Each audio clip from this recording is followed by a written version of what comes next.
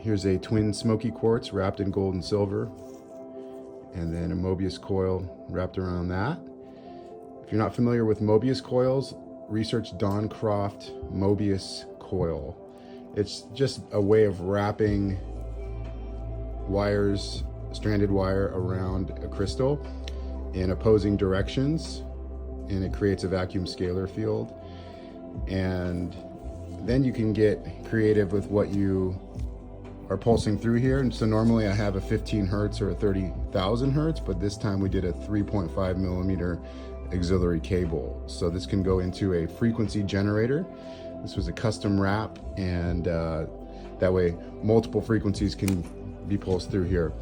And you know, quartz crystals, piezoelectric, so when there's pressure applied, and then subtle frequencies, we get some good stuff.